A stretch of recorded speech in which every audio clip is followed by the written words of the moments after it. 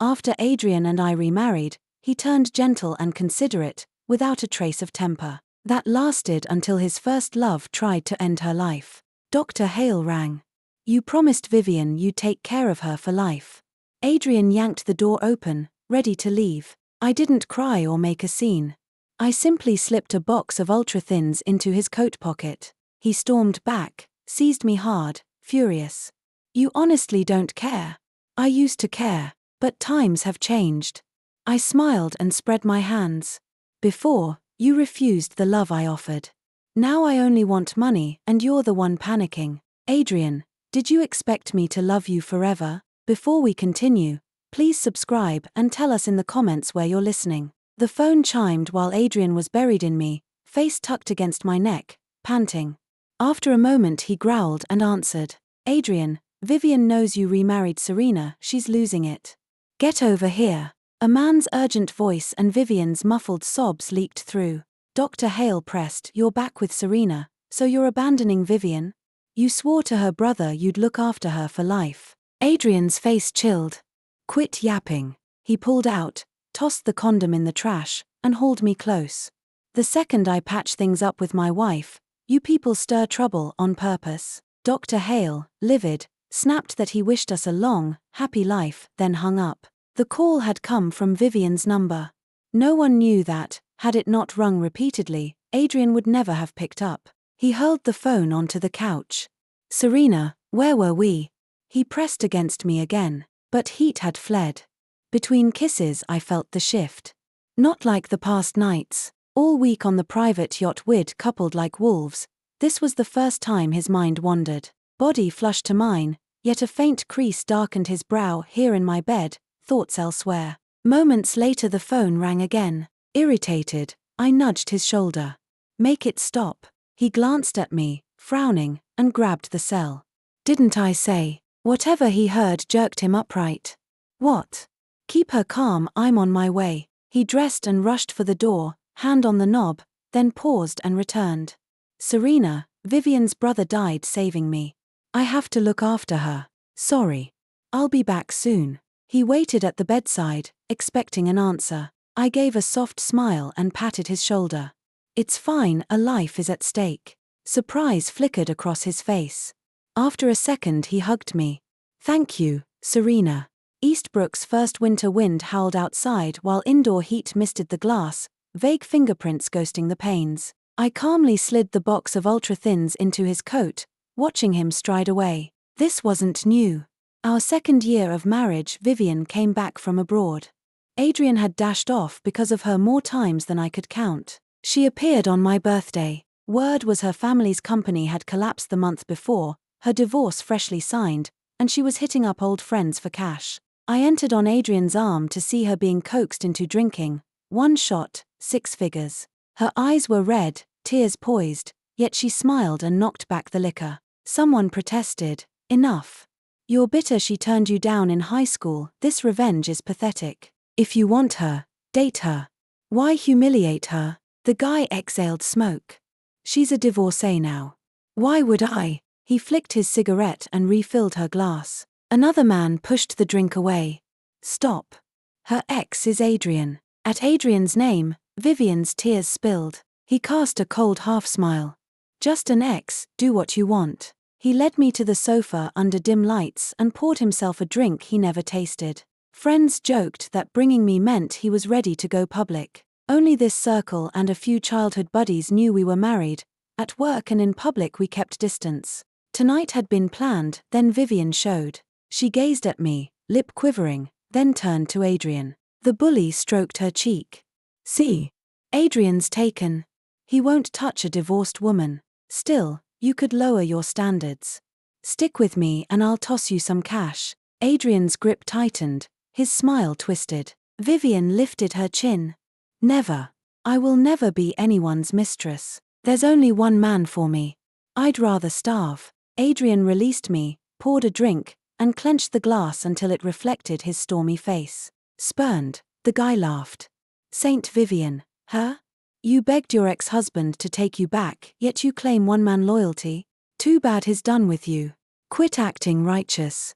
You're coming with me tonight. He hooked an arm around her and hauled her toward the door. She sagged against him, dazed, feebly pushing away. Adrian's control cracked. He smashed his glass and strode over, ramming a fist into the man's gut, then hammering his jaw.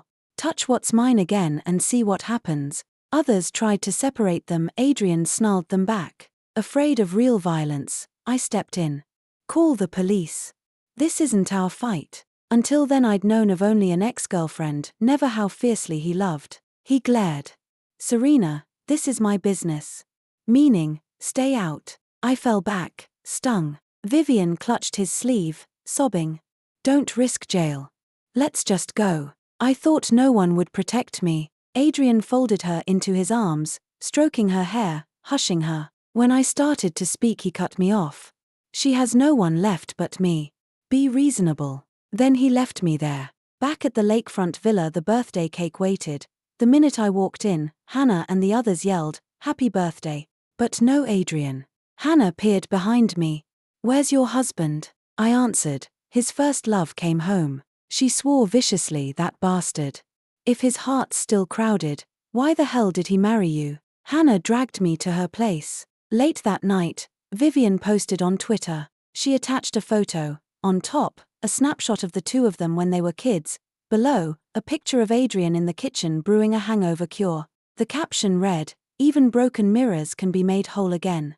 So Adrian can actually cook, something I never knew. While Hannah and I were still venting, the tweet shot to the top of trending topics. Vivian's fans shrieked, My girl's in love. Which man actually landed Vivian? I'm jealous. How do you not recognize that silhouette? It's obviously her first love, Adrian, CEO of Crossgroup. Woo woo, my OTP is resurrected after all these years. The president himself cooking? That domestic aftercare energy is perfect, please just get married on the spot. Adrian replied beneath the post, "You still look exactly like you did back then." Across Twitter, Instagram, and TikTok, people were shipping them so hard they forgot reality existed. Half an hour later Vivian's trolls struck. "Wait, didn't Adrian get married? I remember that too, wasn't it a secret marriage? Secret marriage is still marriage. Vivian's wrecking a home. Vivian's fans need better taste. In no time the hashtag #VivianHomewrecker hit #1. The shipping war turned bloody. Netizens ripped into both Vivian and Adrian. Her fans kept storming the barricades. "Show me the marriage certificate." There's never been an official announcement, rumors don't count. Defamation is illegal, understood? Hannah sprang off the bed. "What the hell? She's the other woman and they're still defending her? Just post our license." I shook my head.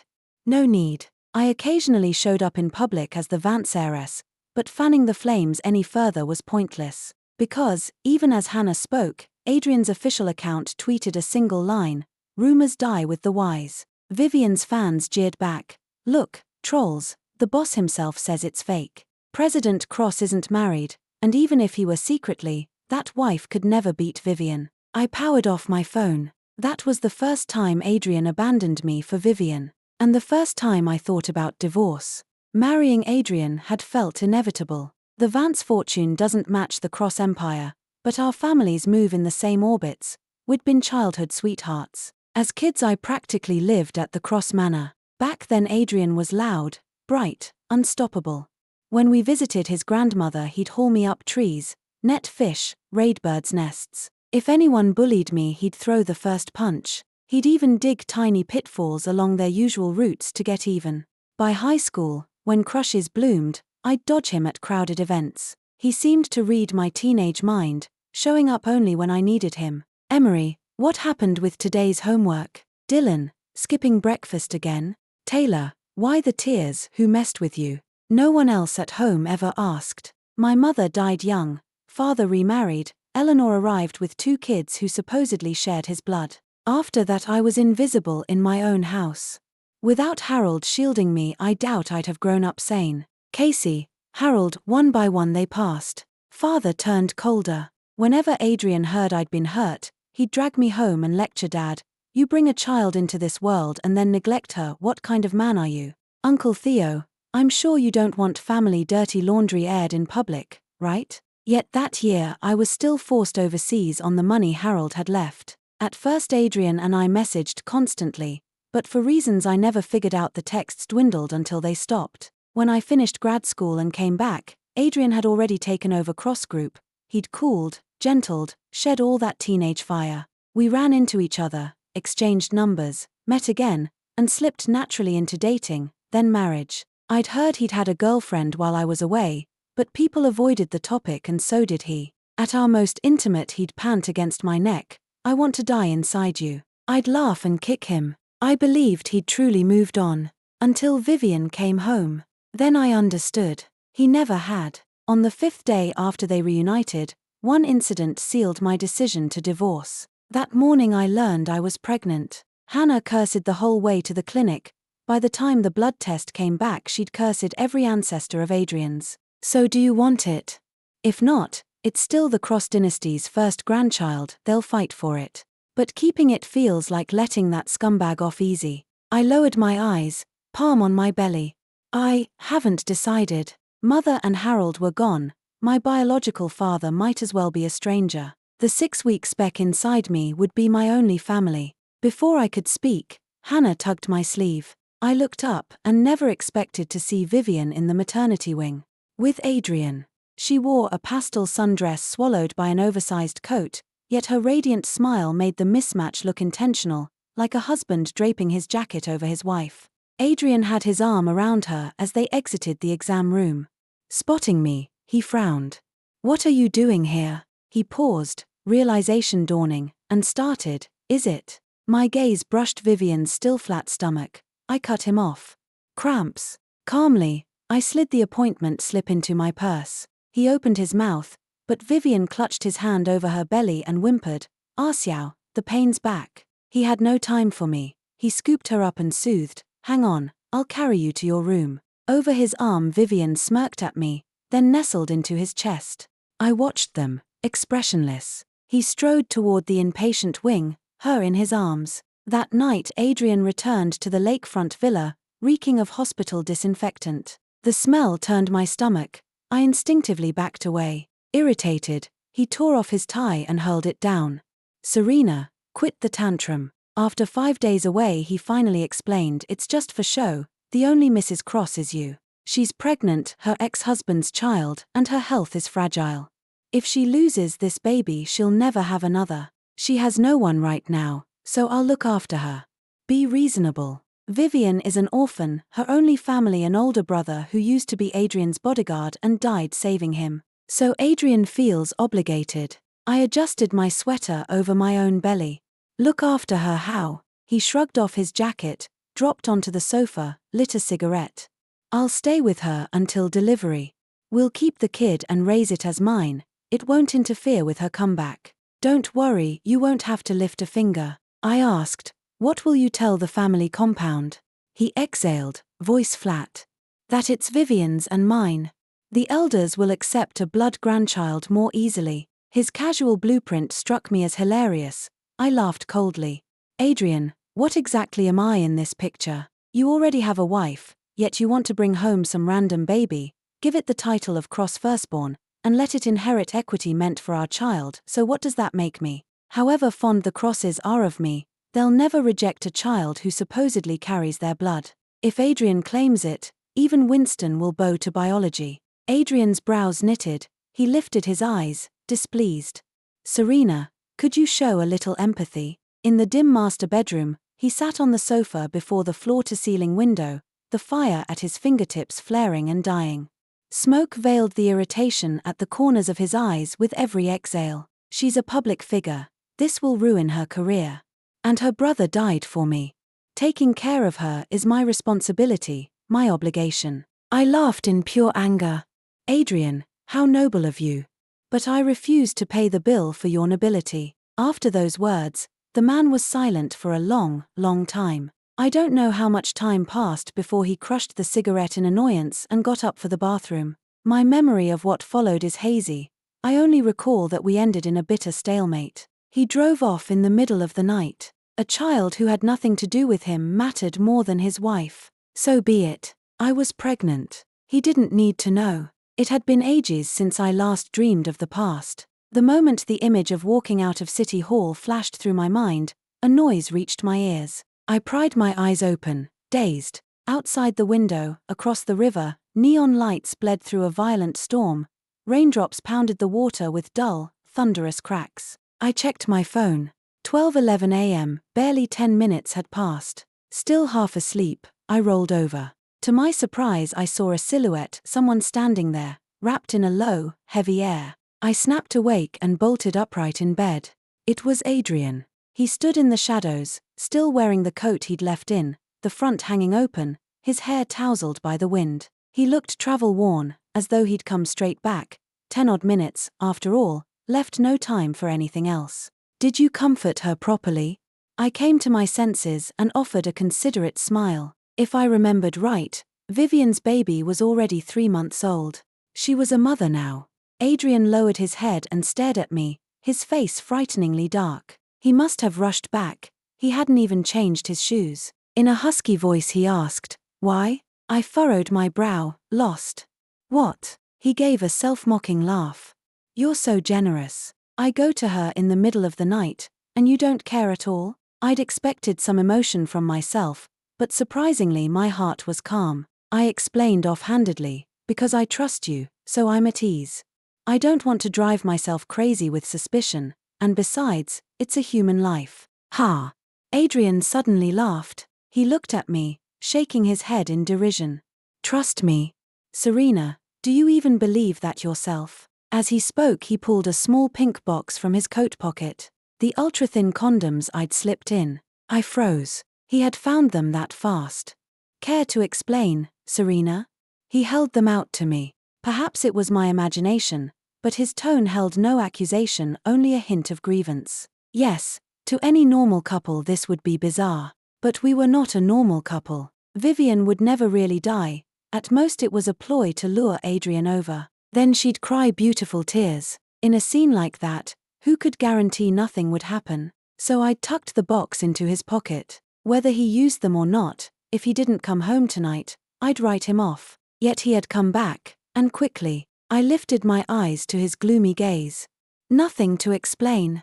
You don't like me meddling, so I don't. But basic hygiene matters. I don't want a dirty man." He hung his head, muttering fine several times. Then he yanked my wrist and growled, "You know I was afraid you'd overthink." The second I got in the car, I reached for my phone to video call you, but guess what? I found this. I'm off to see my ex, and my wife slips condoms in my pocket. What a joke. I turned around in a rage, "And you don't even care." Facing his hysteria, I sighed. "Adrian, you're the one who decided to go to her. Shouldn't Vivian be your priority right now?" The moment those words left my lips, the phone in his coat pocket rang again, urgent and shrill. He ignored it. When the noise became unbearable, he pulled it out, powered it off, and tossed it onto the nightstand. "She has nothing to do with me." What a claim, nothing to do with him.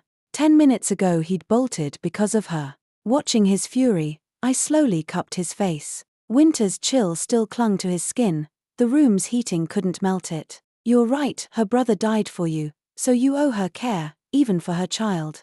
I won't stand in your way. Slipping that box in was wrong of me. But I still hope you'll stay clean." Adrian's voice shot up. "I said she has nothing to do with me." He gripped me hard, eyes bloodshot. "Do you really not care at all?" I was tired of it. I pushed him off and spread my hands. "When I wanted your love you wouldn't give it. Now I only want money and power, and you panic. Adrian, did you expect me to love you forever?" He gave a cold, thin laugh. I'd hit a nerve. In front of me he hurled the condoms into the trash, yanked open the nightstand, and swept every little box inside after them. "Fine. Fine, Serena, well played." Spitting the words through clenched teeth, he shot me one last look and slammed the door. His figure vanished. I lay back. No matter what I did, it seemed, he was never satisfied. Lucky for me, I no longer cared. Yet staring at the mess in the wastebasket, I felt my eyes suddenly sting. I thought of that child again. Back then Adrian and I were in the middle of divorce proceedings, so he never knew. At first he refused to split. We entered a cold war. He disappeared for over a month. The next time I saw him was a deep night. Drunk, he pushed open the bedroom door and clung to me. "Serena, try to understand," he mumbled. "Just a few more months, once the baby's born everything will be fine." A man 3 parts drunk can talk you to tears. Before the child even arrived he was this anxious. Once it was born he would only push further. I acted as if I hadn't heard and went to the guest room. The divorce dragged on, and if it lasted much longer my belly would show. So I issued my ultimatum: Vivian or me, choose. He sat on the sofa, cigarette flaring and fading. Vivian will never set foot in this house. Sober, he looked cold and thin, none of the midnight tenderness left. But her child is her child. I couldn't bear another woman's baby calling my husband daddy. Adrian pressed his temples and sighed. "Must you make this hard for me?" I smiled faintly. "You're the one making it hard for me." That day we parted in anger once more. The real breaking point came a few days later. Vivian was spotted by paparazzi at a prenatal checkup. In the scuffle she fell and needed a bed rest order. She wept into Adrian's chest. "Ash, what do I do? We're in a secret marriage. Everyone already knows you've just married. If this leaks further my life is over." Adrian said nothing. After a long while his eyes shut. That night he posted on Twitter, "It's me. Congrats to my fave couple leveling up. When's the wedding? Vivian's gonna look stunning in a wedding gown." The tweet shot to #1 on trending topics. When Adrian came home I was packing. He sat behind me in silence. At last, as I dragged my suitcase to the door, he spoke. "Serena, I'm sorry. Name your conditions." I turned back, eyes lowered, calculating. "The lakefront villas on the outskirts are mine, 1/3 of the garage, too. And don't forget the 2% equity stake you transferred after the wedding." Aware he was in the wrong, he nodded to every demand. I walked out without looking back. The afternoon we left City Hall with our divorce papers, I went straight to the hospital. The moment I walked out of the operating room, I couldn't hold it in any longer. I buried my face in Hannah's shoulder and sobbed. "Baby, you and Mom were fated to meet, but not to stay together. Don't blame Mom." After that, I moved to the lakefront villa. While I focused on recovering, I still kept an eye on whatever was trending online. To my surprise, there was still no whisper of an engagement between Adrian and Vivian. I figured the Cross family must have refused to give their blessing. Life should have continued on that calm track. Then one day Vivian's trolls dug up photos of Adrian and me slipping in and out of places together. I remember that afternoon. It was Winston's birthday. Adrian and I had gone to pick out a gift first, then returned to the family compound. I just never expected anyone was watching us. The trolls kept unearthing more. Passers-by had shots of us leaving City Hall, and of me stepping into the maternity wing for checkups. Overnight, the internet turned into Sherlock Holmes convention, and Vivian became everyone's favorite bullseye. I assumed Adrian would rush out with a denial, but his official account stayed eerily silent. It didn't take long for him to screech up to my gate, engine still running, and storm across the yard until he loomed in front of me. Here to blame me. Too bad I had nothing to do with any of it. I flicked him a glance and went back to sipping my tea. He stared, saying nothing. I turned to walk inside. A hand seized mine from behind. He pulled me close, Adam's apple bobbing, complicated hope flickering in his eyes. "Are you pregnant?" I froze, startled that this was his first question. My palm drifted to my flat stomach. I smiled calmly. I was. "She's gone." Adrian's tall frame shuddered. Disbelief washed over his face. His pupils quivered. Anger rumbled in his low voice. "Serena, you're my wife. You had no right to end our baby alone." The snowstorm had passed. Brilliant sunlight bounced off the white lawn and lit his face, making him look bloodless. He must have wanted the child. Before Vivian came back he used to nag, "Serena, let's have a baby." Pity. How can you say I had no right? She was inside my body. And besides, we're divorced. That's no excuse. Adrian cut me off, grabbed my shoulders, and pinned me hard. Damn it, I'm her father, I had the right to know. Why would you do this to me? My gaze was ice cold. You chose Vivian over me. That's your answer, so spare me the tragic hero act. Adrian's eyes shook. He had no comeback.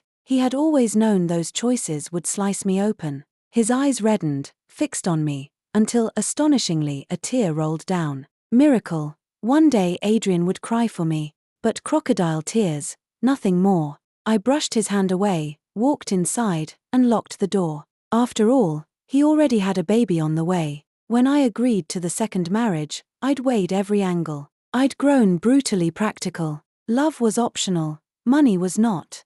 After he learned about the termination, Adrian crushed the trending topics with iron efficiency. Any hashtag mentioning us disappeared the instant it surfaced.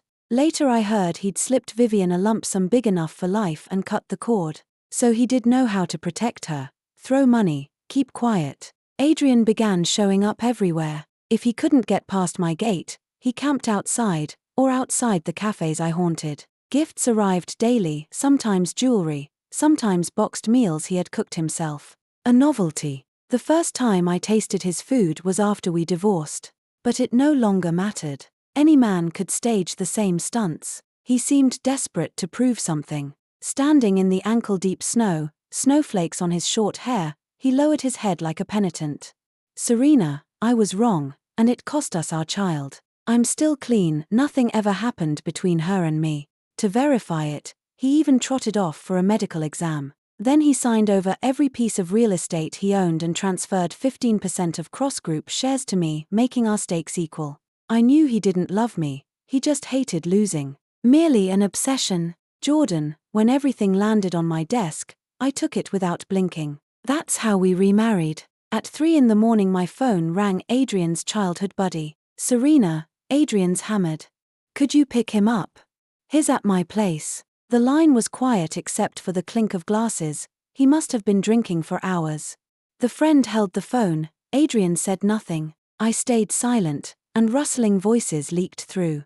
What are you betting on? I called my wife to come get me and she cussed me out, said she doesn't fetch drunks. You think everyone's got a wife who adores him like Adrian does? Pipe down, will you? His wife hasn't said a word. The first guy rambled on, oblivious. Maybe she's already on her way. Serena's crazy about Adrian, freshly remarried, still in the honeymoon phase. No way she'll leave him stranded. All of them were married, shouting for rides home. Adrian finally slurred. Is she coming? The room fell silent. Someone muttered. She didn't answer. Adrian, drunk and childish, whined, "Honey, I'm wasted. Come get me, please." Woken from sleep, I growled, "I'm exhausted." "Get yourself home." Silence, then stunned whispers. "Told you things have changed, you guys never believe me." Not my fault. Adrian grabbed the phone and insisted on calling her. Adrian hissed, "Shut up," then, thick with booze and grievance, tried again. "Serena, I cut in. Sleep it off there," and hung up. He never went back to Vivian, something I hadn't foreseen. Nor had I expected that tiny rejection to drive him to drown his sorrows. Maybe it was all theater, who knows? Before Vivian reappeared, Adrian had gotten drunk once. Late spring, days of endless rain, a thunderstorm hammered the city the night he went drinking with his buddies. He was usually home by midnight, work or no work, but that night the clock crawled past 2. His friend phoned. "Serena, Adrian's plastered, did you two fight?" When I tracked them down, Adrian was half-curled on a sofa in the shadows, eyes glazed. He refused to leave with me. When I tugged his arm he actually flung me off, voice glacial. "Only Vivian can take me home. No one else." I'd thought he was too drunk to recognize me. Only after Vivian returned did I understand. He hadn't meant Serena, he meant Vivian. The door flew open and I jolted awake, finding Adrian looming in the frame. Woken over and over, anyone would snap. I hurled a pillow at him. It smacked his cheek. He didn't flinch, just padded to my bedside. He reeked of alcohol, barely steady, and dropped onto the mattress, leaning over me. "Lower the volume, will you?" I sat up, scowling. Still dazed, he murmured, "Why didn't you come for me? You managed to drive yourself." He burrowed his head into my neck, nuzzling. "You don't care about me." Tonight Nathan's wife dragged him home cursing, and in the end I was the only one left alone. Before, whenever I flew in at midnight, you'd get up and unpack with me. Now you ignore me and even hit me. As he spoke he glanced at the pillow on the floor. His voice was thick with grievance and hurt. I often regret having been too good to him in the past. It let him feel invincible. Sure, I'd even accept it if he brought Vivian's baby home. I pushed at him, but a drunk man is heavy, and I couldn't shift him. I dropped my eyes and asked quietly, Adrian, do you remember the last time you were drunk? His tall frame stilled. After a long daze he asked, what did I do that night? I stated flatly, I came to pick you up and you said you didn't want me. At that moment, your heart held only Vivian, right? Adrian froze, looking as if he had no memory at all. He scrambled to explain, no, Serena, I just. But halfway through, his voice died. See?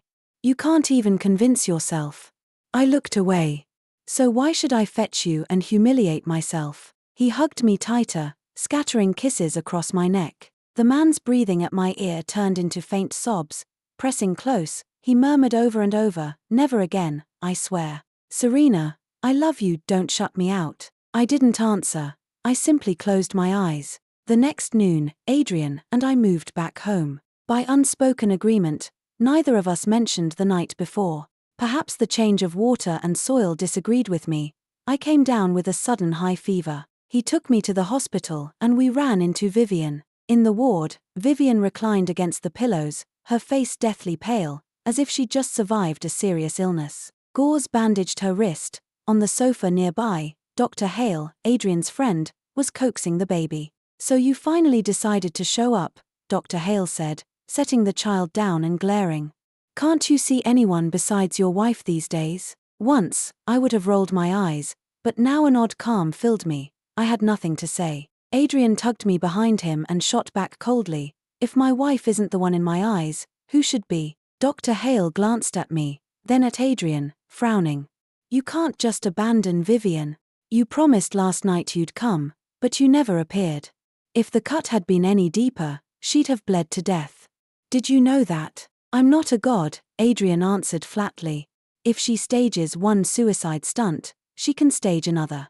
Am I supposed to drop everything every time? Vivian's self-harm threats were nothing new. Even the boy who cried wolf grew tiresome. Dr. Hale drew a long, angry breath. He said he wasn't begging Adrian to come running every time, only asking him not to provoke her, to tone things down.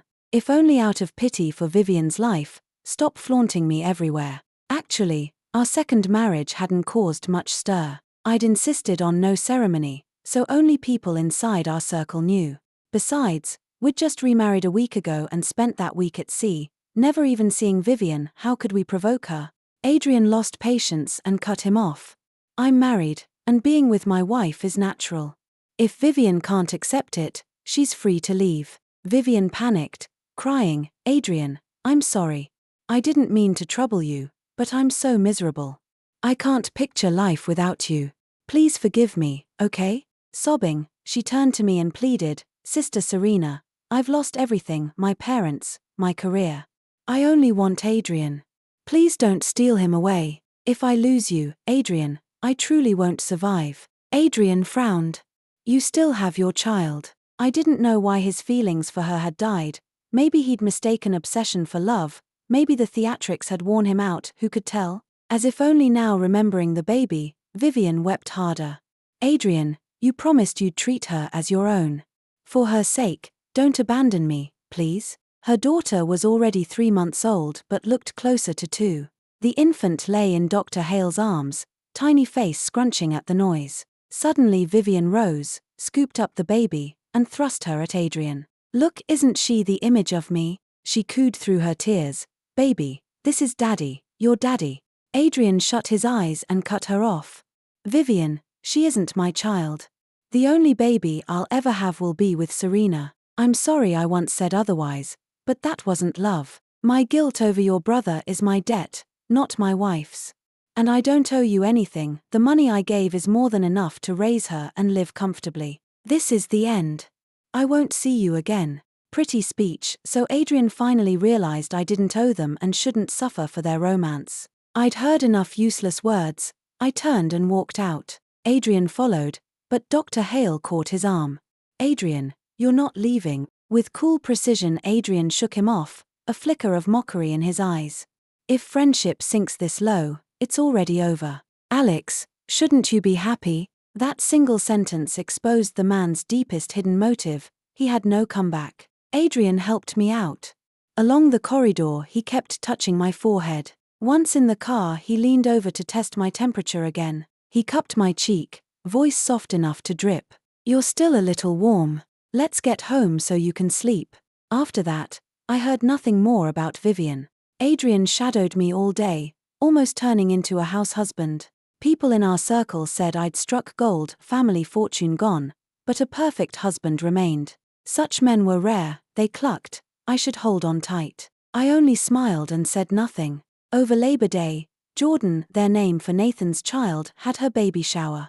The little girl, pink and porcelain, lay quietly in her father's arms like a bunny. Her dad didn't drink, he just cradled her. When the toasts circled and friends teased that they'd never expected him to be first to fatherhood, the glasses swung toward Adrian. His slightly bloodshot eyes narrowed. He downed 2 shots in a row. They reddened further. "Congratulations." That night, after my shower, Adrian pounced. He wrapped around me and nipped my ear. "Think she's cute?" I flipped a page in my book and nodded. "Of course, she's gorgeous." "What makes her gorgeous? With parents that good-looking, how could she not be?" He lowered his head, meeting my gaze without blinking. "You're gorgeous too." Complete non sequitur. I pretended not to catch it, yawning. "Yeah, I know." Outside, a soft spring rain whispered against the windows. Adrian went quiet, hugged me tighter, then grumbled, "That guy's been showing off since childhood." Tonight he wouldn't shut up about how adorable his daughter is. "You can't ban him, she really is cute." I laughed and kicked him away. "All right, go to sleep." In the dark he locked his arms around me. The night was deep, every breath rang clear. In a low, earnest voice he said, "Serena, I'll work until you fall in love with me again."